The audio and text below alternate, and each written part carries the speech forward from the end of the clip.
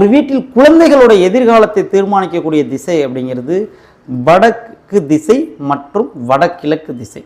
அப்போ வடக்கு திசை அப்படிங்கிறது குரு பகவானே குழந்தை அப்படிங்கிறது உங்களுக்கு தெரியும்.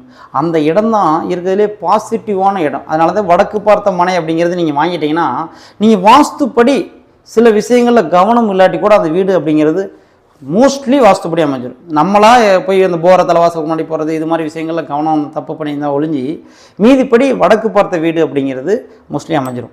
அப்போ அந்த வடக்கு பார்த்த வீட்டில் நம்ம தப்பு பண்ணிட்டோம்னு வச்சுக்கோங்க, அந்த வீட்டில் குழந்தைகளுக்கு மிகப்பெரிய பாதிப்பு ஏற்படும். அடிக்குறை குழந்தைகளுக்கு உடம்பு சரியில்லாமல் போயிட்டே இருக்கும். குழந்தைகளுடைய படிப்பு அப்படிங்கிறது புதனுடைய பகுதியான வடகிழக்கு திசை. அப்போ படிப்பு அறிவு அப்படிங்கிறது குறையும்.